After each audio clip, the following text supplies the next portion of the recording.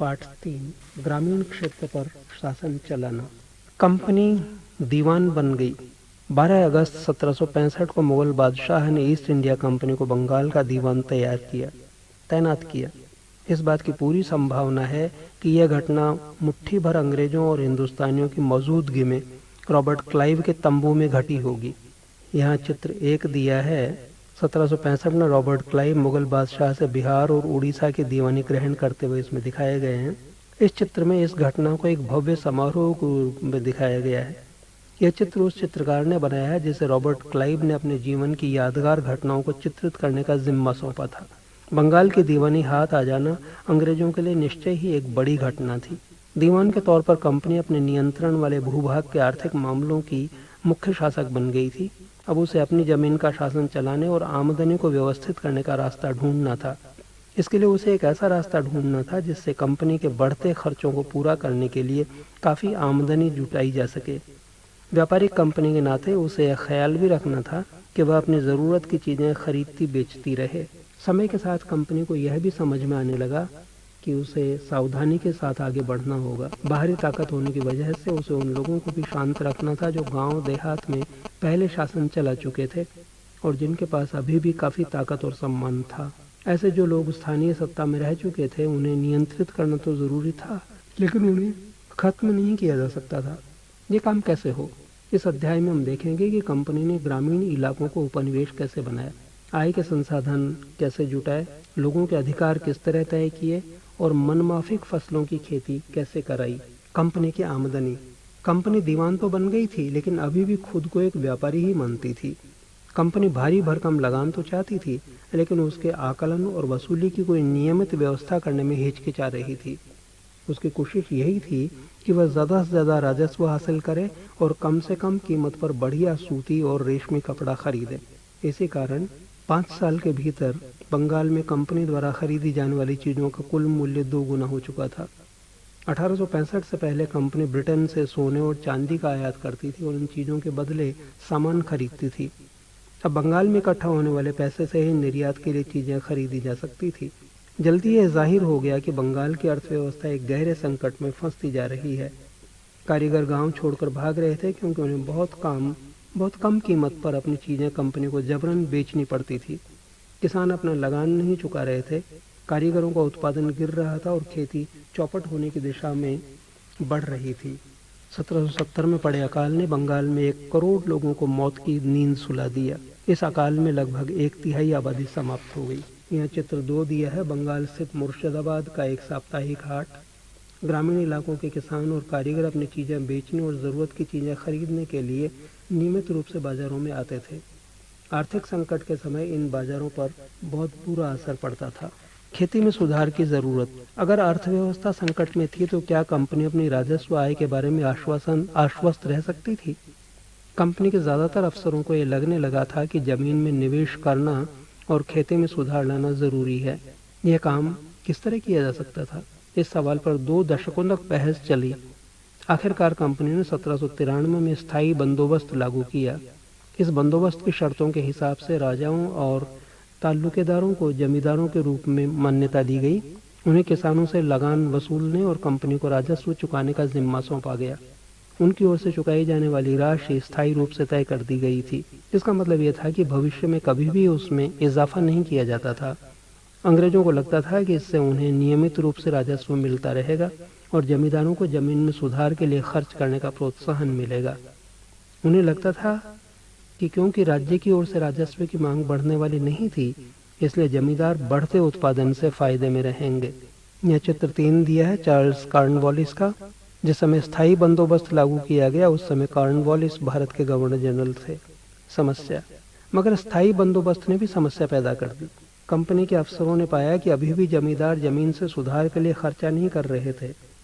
असल में कंपनी ने जो राजस्व तय किया था वह इतना ज़्यादा था कि उसको चुकाने में जमींदारों को भारी परेशानी हो रही थी। जो जमींदार राजस्व चुकाने में विफल हो जाता था उसकी जमींदारी छीन ली जाती थी। बहुत सारी जमींदारियों को कंपनी बाकायदा नीलाम कर चुकी थी। 19वीं सदी के पहले दशक तक हालात बदल चुके थे। बाजार में कीमतें बढ़ी और धीरे धीरे खेती का विस्तार होने लगा। इससे जमींदारों की आमदनी में तो सुधार आया लेकिन कंपनी को कोई फायदा नहीं हुआ। क्योंकि कंपनी तो हमेशा के लिए राजस्व तय कर चुकी थी। अब वह राजस्व में वृद्धि नहीं कर सकती थी। लेकिन जमींदारों को अभी भी जमीन की बेहतरी में कोई दिलचस्पी नहीं थी। उनमें से कुछ तो बंदोबस्त के शुरुआती सालों में ही अपनी जमीन गंवा चुके थे। जो बचे रह गए थे, अब उन्हें भी बिना परेशानी और निवेश का खतरा उठाए आमदनी की उम्मीद दिखाई दे रही थी। जब तक जमींदार किसानों को जमीन देकर उनसे लगान वसूल सकते थे, उन्हें जमीन में सुधार की परवाह नहीं थी। दूसरी तरफ गांवों में किसानों को यह व्यवस्था बहुत दमनकारी दिखाई दी। किसान को जो लगान चुकाना था वह बहुत ज़्यादा था और ज़मीन पर उसका अधिकार सुरक्षित नहीं था। लगान चुकाने के लिए अक्सर महाजन से कर्जा लेना पड़ता था। अगर वह लगान नहीं चुका पाता था तो उसे पुश्तैनी ज़मीन से बेदखल कर दिया जाता था। यहाँ स्रोत एक दिया है बंगाल के रैयतों पर कोलब्रुक का कथन। बंगाल के बहुत सारे गांवों में कई ताकतवर रैयत खुद खेती नहीं करते थे। वे औरों को पट्टे पर जमीन दे देते थे और उनसे भारी लगान वसूल करते थे। 1860 में H.T. कोलब्रुक ने इन काश्तकारों की स्थिति इन शब्दों में बयान की थी। बटाई की भारी शर्तों और मवेशियों, बीज, आजीविका व कर्जों के बदले बेगारी से दबे ये काश्तकार खुद को कर्जे से कभी बाहर नहीं निकाल सकते। जब उन्हें जीने को भी पूरा नहीं मिलता तो ऐसे भयानक हालात में वे दिल लगाकर काम कैसे कर सकते हैं? नहीं उन्हें अपनी हालत सुधरने की कोई उम्मीद दिखाई देती है। गतिविधि आपको ऐसा क्यों लगता है कि कोलब्रुक बंगाल के उप पट्टेदारों की स्थिति पर इतने चिंतित हैं? पिछले पन्नों को पढ़कर संभावित कारण बताइए। एक नई व्यवस्था। 19वीं सदी की शुरुआत में ही कंपनी के बहुत सारे अधिकारियों को इस बात का यकीन हो चुका था कि राजस्व बंदोबस्त में दोबारा बदलाव लाना जरूरी है।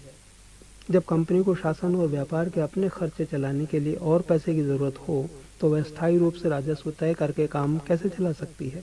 बंगाल प्रेसिडेंसी के उत्तर पश्चिमी प्रांतों, इस इलाके का ज़्यादातर हिस्सा अब उत्तर प्रदेश में है, वहाँ के लिए होल्ट मैकेंजी नामक अंग्रेज ने एक नई व्यवस्था तैयार की जिसे 1822 में लागू किया गया। मैकेंजी को विश्वास था कि उत्तर भारतीय समाज में गांव एक महत्वपूर्ण सामाजिक संस्था है और उसको बचाए रखना चाहिए। उसके आदेश पर कलेक्टर्स ने गांव-गांव का दौरा किया, जमीन की जांच की, खेतों को मापा और विभिन्न समूहों के रीति रिवाजों को दर्ज किया। गांव के एक एक खेत के अनुमानित राजस्व को जोड़कर हर गांव या ग्राम समूह यानी महाल से वसूल होने वाले राजस्व का हिसाब लगाया जाता था। महाल का मतलब दिया है ब्रिटिश राजस्व दस्तावेजों में महल एक राजस्व इकाई थी। यह एक गांव या गांव का एक समूह होती थी। इस राजस्व को स्थायी रूप से तय नहीं किया गया बल्कि उसमें समय समय पर संशोधनों की गुंजाइश रखी गई। राजस्व इकट्ठा करने और उसे कंपनी को अदा करने का जिम्मा जमींदार के बजाय गांव के मुखिया को सौंप दिया गया। इस व्यवस्था को महालवारी बंदोबस्त का नाम दिया गया। मुंद्रो व्यवस्था। ब्रिटिश नियंत्रण वाले दक्षिण भारतीय इलाकों में भी स्थानीय बंदोबस्त की जगह नई व्यवस्था अपनाने का प्रयास किया जाने लगा। वहाँ जो नई व्यवस्था विकसित हुई उसे रैयतवार या रैयतवारी का नाम दिया गया। कैप्टन अलेक्जेंडर रीड ने टीपू सुल्तान के साथ चले युद्धों के बाद कंपनीज द्वारा कब्जे में लिए गए कुछ इलाकों में इस व्यवस्था को आजमा कर भी देख लिया था। टॉमस मुनरो ने इस व्यवस्था को विकसित किया और धीरे धीरे पूरे दक्षिणी भारत पर यही व्यवस्था लागू कर दी गई। यहाँ चित्र 4 दिया है जिसमें मद्रास का गवर्नर टॉमस मुनरो दिखाई दिया है। उसका कार्यकाल था 1819 से 1826। रीड और मुनरो को लगता था कि दक्षिण में परंपरागत जमींदार नहीं थे, इसलिए उनका तर्क यह था कि उन्हें सीधे किसानों यानी रैयत से ही बंदोबस्त करना चाहिए जो पीढ़ियों से जमीन पर खेती करते आ रहे हैं। राजस्व आकलन से पहले उनके खेतों का सावधानीपूर्वक और अलग से सर्वेक्षण किया जाना चाहिए। मुंद्रो का मानना था कि अंग्रेजों को पिता की भांति किसानों की रक्षा करनी चाहिए। सब कुछ ठीक नहीं था। नई व्यवस्थाएं लागू होने के बाद महज कुछ साल के भीतर उनमें समस्याएं दिखाई देने लगी। जमीन से होने वाली आमदनी बढ़ाने के चक्कर में राजस्व अधिकारियों ने बहुत ज़्यादा राजस्व तय कर दिया था। किसान राजस्व चुका नहीं पा रहे थे, रैयत गांवों से भाग रहे थे। बहुत सारे क्षेत्रों में गांव वीरान हो गए थे। आशावादी अफसरों को उम्मीद थी कि नई व्यवस्था किसानों को संपन्न उद्यमशील किसान बना देगी, लेकिन ऐसा हुआ नहीं। गतिविधि। कल्पना कीजिए कि आप कंपनी के प्रतिनिधि की हैसियत से कंपनी शासन के अंतर्गत ग्रामीण इलाकों की दशा पर एक रिपोर्ट इंग्लैंड भेज रहे हैं। रिपोर्ट में आप क्या लिखेंगे? यूरोप के लिए फसलें। अंग्रेजों ने यह भी महसूस किया कि ग्रामीण इलाके न केवल राजस्व प्रदान कर सकते हैं बल्कि वहाँ यूरोप की ज़रूरतों के हिसाब से सही फसलें भी पैदा की जा सकती हैं। 18वीं सदी के आखिर तक कंपनी ने अफीम और नील की खेती पर पूरा जोर लगा दिया। इसके बाद लगभग 150 साल तक अंग्रेज देश के विभिन्न भागों में किसी न किसी फसल के लिए किसानों को मजबूर करते रहे। बंगाल में पटसन, असम में चाय, संयुक्त प्रांत वर्तमान उत्तर प्रदेश में गन्ना, पंजाब में गेहूं, महाराष्ट्र व पंजाब में कपास, मद्रास में चावल। ये कैसे किया गया? अंग्रेजों ने अपनी ज़रूरत की फसलों की खेती को फैलाने के लिए कई तरीके अपनाए। आइए इसी तरह की एक फसल उत्पादन की ऐसी ही एक पद्धति को अच्छी तरह समझें। क्या रंग का भी कोई इतिहास है? चित्र 5 और 6 में सूती कपड़े के छापों की 2 तस्वीरें दी गई है। चित्र 5 एक कलमकारी छापा है 20वीं सदी का भारत का। चित्र 6 में मॉरिस कॉटन छापा है 19वीं सदी का उत्तरार्ध इंग्लैंड का। चित्र 5 की तस्वीर में भारत में आंध्र प्रदेश के बुनकरों द्वारा बनाए गए कलमकारी छापे दिखाई दे रहे हैं। दूसरी तरफ ब्रिटेन के प्रसिद्ध कवि और कलाकार विलियम मॉरिस द्वारा बनाए गए फूल वाले छापे हैं। दोनों छापों में एक बात सामान्य है, दोनों में एक गहरे नीले रंग का इस्तेमाल किया गया है। इसे आमतौर पर नील कहा जाता है। क्या आप जानते हैं कि यह रंग किस तरह पैदा किया गया? इन छापों में आपको जो नीला रंग दिखाई दे रहा है वह नील नाम के एक पौधे से निकाला जाता था। इस बात की काफ़ी संभावना है कि 19वीं सदी के ब्रिटेन में मॉरिस के छापों में इस्तेमाल किया गया नीला रंग भारत में उगने वाले नील के पौधों से ही तैयार किया गया होगा। उस समय भारत दुनिया में नील का सबसे बड़ा स्रोत था। भारतीय नील की मांग क्यों थी? नील का पौधा मुख्य रूप से उष्णकटिबंधीय इलाकों में ही उगता है। 13वीं सदी तक इटली, फ्रांस और ब्रिटेन के कपड़ा उत्पादक कपड़े की रंगाई के लिए भारतीय नील का इस्तेमाल कर रहे थे। उस समय भारतीय नील की बहुत थोड़ी मात्रा ही यूरोपीय बाजारों में पहुंचती थी। उसकी कीमत भी बहुत ऊंची रहती थी। इसीलिए यूरोपीय कपड़ा उत्पादकों को बैंगनी और नीले रंग बनाने के लिए वुड नामक एक और पौधे पर निर्भर रहना पड़ता था। वुड पौधा शीतोष्ण क्षेत्र में उगता था, इसलिए यूरोप में आसानी से मिल जाता था।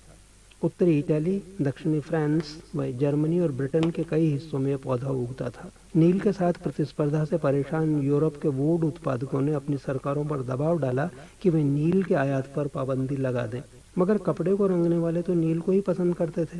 नील से बहुत चमकदार नीला रंग मिलता था, जबकि वुड से मिलने वाला रंग बेजान और फीका होता था।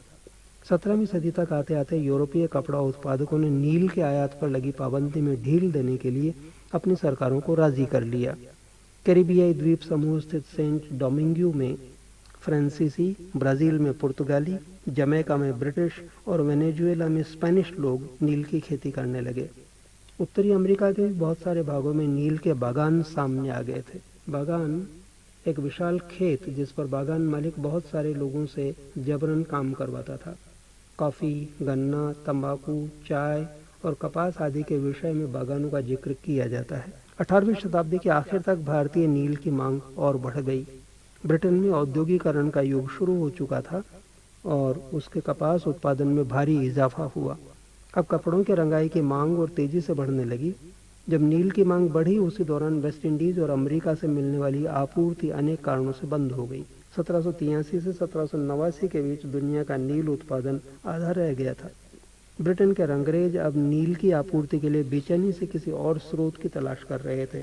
ये नील कहाँ से मिल सकता था? भारत में ब्रिटेन की बढ़ती दिलचस्पी। यूरोप में नील की बढ़ती मांग को देखते हुए ईस्ट इंडिया कंपनी भी भारत में नील की खेती बढ़ाने के रास्ते ढूंढने लगी। 18वीं सदी के आखिरी दशकों से ही बंगाल में नील की खेती तेजी से फैलने लगी थी। बंगाल में पैदा होने वाला नील दुनिया के बाजारों पर छा गया था। 1788 में ब्रिटेन द्वारा आयात किए गए नील में भारतीय नील का हिस्सा केवल लगभग 30% था। 1810 में ब्रिटेन द्वारा आयात किए गए नील में भारतीय नील का हिस्सा 95% हो चुका था। जैसे जैसे नील का व्यापार फैला, कंपनी के अफसर और व्यावसायिक एजेंट नील के उत्पादन में पैसा लगाने लगे। समय बीतने के साथ कंपनी के बहुत सारे अधिकारियों ने नील के अपने कारोबार पर ध्यान देने के लिए अपनी नौकरियां छोड़ दी। भारी मुनाफे की उम्मीद में स्कॉटलैंड और इंग्लैंड के बहुत सारे लोग भारत आए और उन्होंने नील के बागान लगा लिए।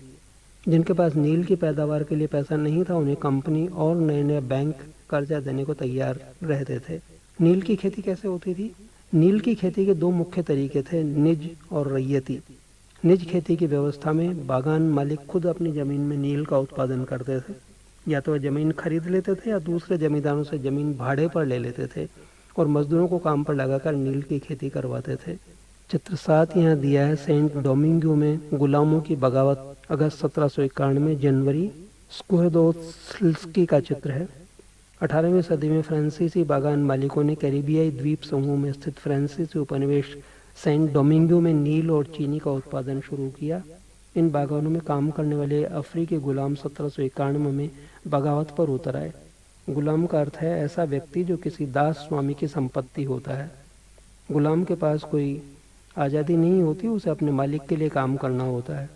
उन गुलामों ने बागान जला दिए और अपने धनी मालिकों को मार डाला। 1792 में फ्रांस ने अपने उपनिवेशों में दास प्रथा समाप्त कर दी। इन घटनाओं की वजह से कैरिबियाई द्वीपों में नील की खेती ठप हो गई। निजी खेती की समस्याएं। बागान मालिकों को निजी खेती का क्षेत्रफल फैलाने में मुश्किलें आ रही थी। नील की खेती केवल उपजाऊ जमीन पर की जा सकती थी। ऐसी जमीनों पर आबादी पहले ही बहुत ज़्यादा थी। यहाँ वहाँ छोटे मोटे खेत ही उनके हाथ लग पाते थे। नील की खेती करने के लिए उन्हें बड़े बड़े भूखंडों की ज़रूरत थी। इस तरह की ज़मीनें उन्हें कहाँ से मिल सकती थी। उन्होंने नील की फैक्ट्री के इर्द गिर्द पट्टे पर ज़मीन लेने के प्रयास किए और वहाँ के किसानों को हटवा दिया। इससे टकराव और तनाव पैदा हो जाता था। मजदूरों का इंतज़ाम करना भी आसान नहीं था। बड़े बागान के लिए बहुत सारे मजदूरों की ज़रूरत होती थी।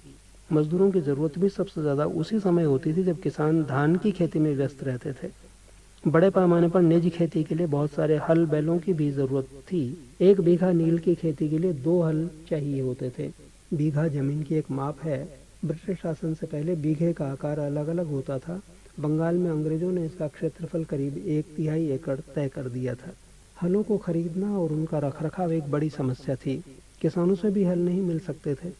उन्हें अपने लिए इन चीज़ों की ज़रूरत होती थी। जिस समय नील उत्पादकों को ज़रूरत होती थी उसी समय किसानों के हल बैल भी चावल के खेतों में व्यस्त रहते थे। 19वीं सदी के आखिर तक बागान मालिक निज खेती का क्षेत्रफल फैलाने में हिचकिचाते थे। इस व्यवस्था के तहत नील की पैदावार वाली 25% से भी कम जमीन आती थी। बाकी जमीन रैयती व्यवस्था के अंतर्गत थी। रैयतों की जमीन पर नील की खेती। रैयती व्यवस्था के तहत बागान मालिक रैयतों के साथ एक अनुबंध यानी सट्टा करते थे। कई बार वे गांव के मुखियाओं को भी रैयतों की तरफ से समझौता करने के लिए बाध्य कर देते थे। जो अनुबंध पर दस्तखत कर देते थे उन्हें नील उगाने के लिए कम ब्याज दर पर बागान मालिकों से नकद कर्जा मिल जाता था। कर्जा लेने वाले रैयत को अपनी कम से कम 25% जमीन पर नील की खेती करनी होती थी। बागान मालिक बीज और उपकरण मुहैया कराते थे, जबकि मिट्टी को तैयार करने, बीज बोने और फसल की देखभाल करने का जिम्मा काश्तकार के ऊपर रहता था। जब कटाई के बाद फसल बागान मालिक को सौंप दी जाती थी तो रैयत को नया कर्जा मिल जाता था और वही चक्र दोबारा शुरू हो जाता था। जो किसान पहले इन कर्जों से बहुत आकर्षित थे उन्हें जल्दी ही समझ में आ गया कि ये व्यवस्था कितनी कठोर है। उन्हें नील की जो कीमत मिलती थी वो बहुत कम थी और कर्जों का सिलसिला कभी खत्म नहीं होता था। समस्याएं और भी थी। बागान मालिक चाहते थे कि किसान अपने सबसे बढ़िया खेतों में ही नील की खेती करें, लेकिन नील के साथ परेशानी यह थी कि उसकी जड़ें बहुत गहरी होती थी और वह मिट्टी की सारी ताकत खींच लेती थी। नील की कटाई के बाद वहाँ धान की खेती नहीं की जा सकती थी। यहाँ चित्र 8 दिया है। 19वीं सदी की शुरुआत में बंगाल के मजदूर नील की खेती करते हुए दिखाए गए हैं। भारत में नील के पौधों की कटाई अधिकांशतः पुरुष ही करते थे। चित्र 9 में खेतों से फैक्ट्री में लाए जा रहे नील के पौधों के गट्ठर दिखाए गए हैं। नील का उत्पादन कैसे होता था? चित्र 10 दिया है। नील के खेतों के पास स्थित नील का एक कारखाना।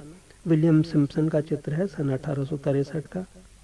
नील गांव आमतौर पर बागाना मालिकों की फैक्ट्रीज के पास आसपास ही होते थे। कटाई के बाद नील के पौधों को कारखाने में स्थित वेटस हौद में पहुंचा दिया जाता था।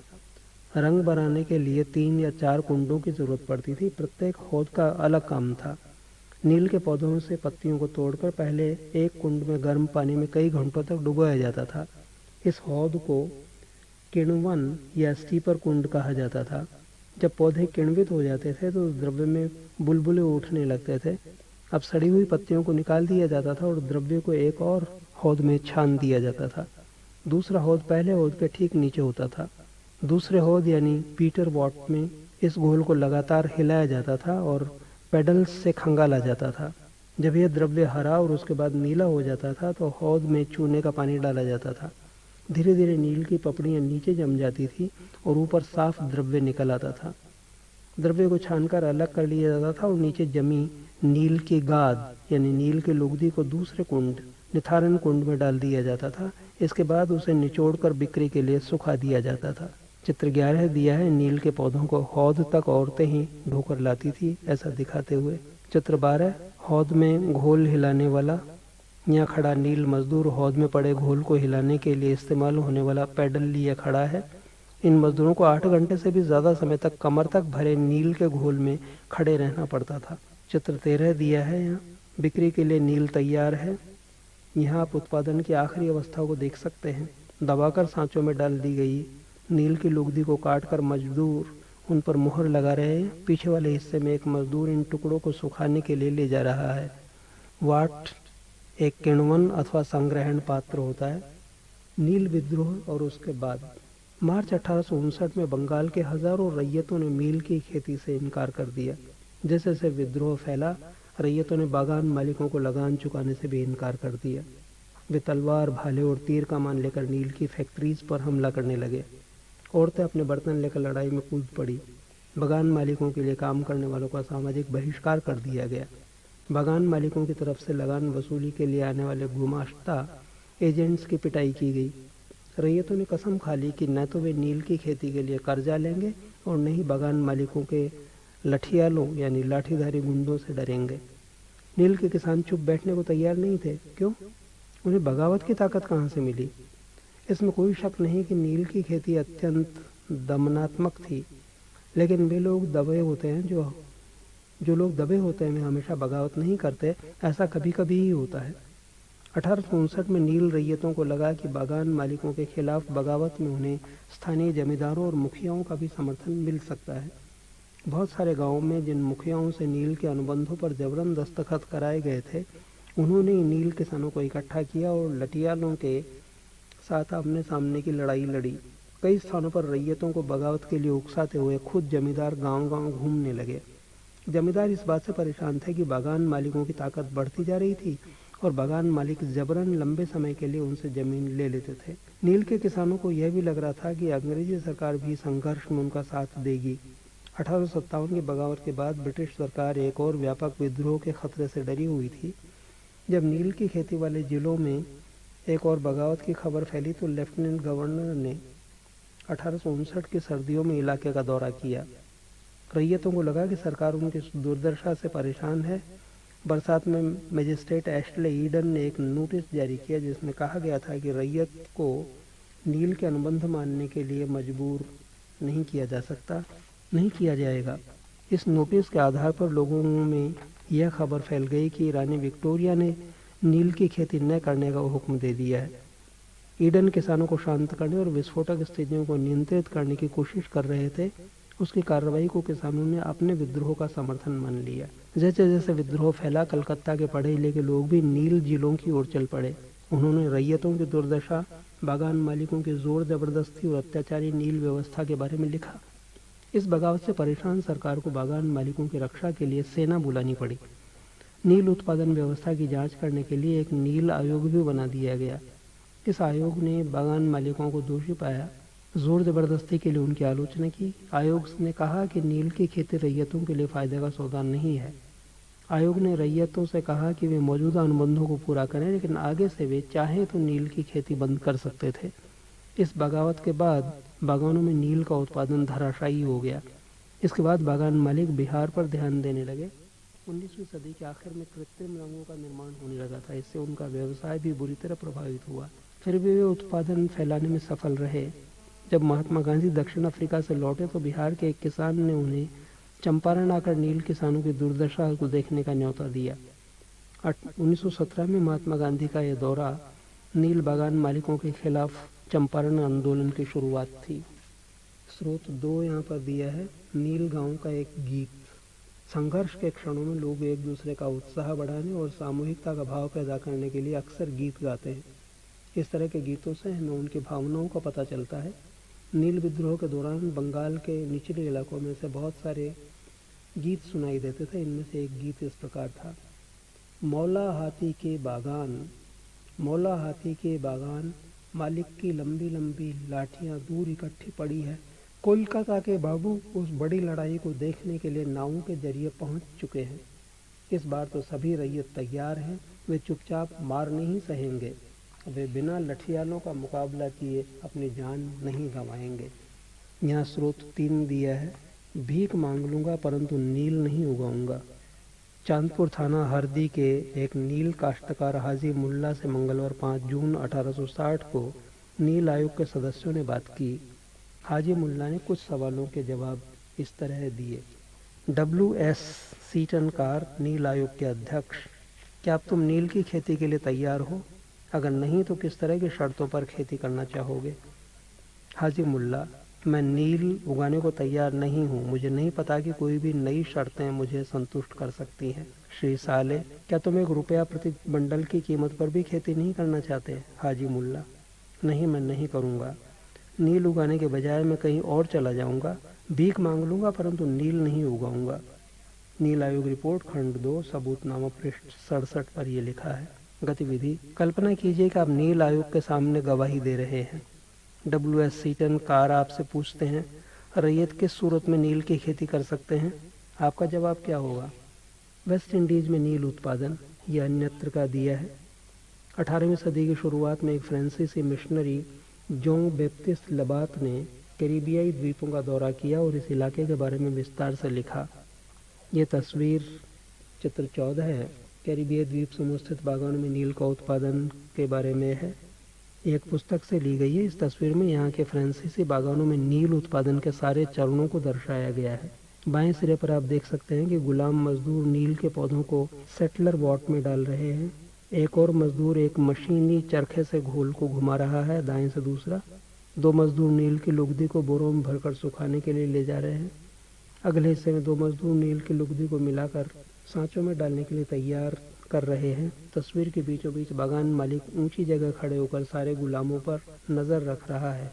फिर से याद करें। पहला, निम्नलिखित के जोड़े बनाएं। एक तरफ के शब्द हैं रैयत, महाल, निज, रैयती। जिनके साथ इनके जोड़े बनाने हैं वो इस प्रकार हैं। ग्राम समूह, किसान, रैयतों की जमीन पर खेती, बागान मालिकों की अपनी जमीन पर खेती। प्रश्न 2, रिक्त स्थान भरें। क, यूरोप में वुड उत्पादकों को खालिस्तान से अपनी आमदनी में गिरावट का खतरा दिखाई देता था। ख, 18वीं सदी के आखिर में ब्रिटेन में नील की मांग रिक्त स्थान के कारण बढ़ने लगी। ग, रिक्त स्थान की खोज से नील की अंतर्राष्ट्रीय मांग पर बुरा असर पड़ा। घ, चंपारण आंदोलन रिक्त स्थान के खिलाफ था। आइए विचार करें। 3, स्थायी बंदोबस्त के मुख्य पहलुओं का वर्णन कीजिए। 4, महालवारी व्यवस्था स्थायी बंदोबस्त के मुकाबले कैसे अलग थी। 5, राजस्व निर्धारण की नई मुद्रा व्यवस्था के कारण पैदा हुई 2 समस्याएं बताइए। 6, रैयत नील की खेती से क्यों कतरा रहे थे। 7, किन परिस्थितियों में बंगाल में नील का उत्पादन धराशायी हो गया। आइए करके देखें। 8, चंपारण आंदोलन और उसमें महात्मा गांधी की भूमिका के बारे में और जानकारियां इकट्ठा करें। 9, भारत के शुरुआती चाय या कॉफ़ी बागानों का इतिहास देखें। ध्यान दें कि इन बागानों में काम करने वाले मजदूरों और नील के बागानों में काम करने वाले मजदूरों के जीवन में क्या समानताएं या फ़र्क थे। आइए कल्पना करें। एक किसान को नील की खेती के लिए मजबूर किया जा रहा है। बागान मालिक और उस किसान के बीच बातचीत की कल्पना कीजिए। किसान को राजी करने के लिए बागान मालिक क्या कारण बताएगा। किसान किन समस्याओं का जिक्र करेगा। इस बातचीत को अभिनय के जरिए दिखाएं।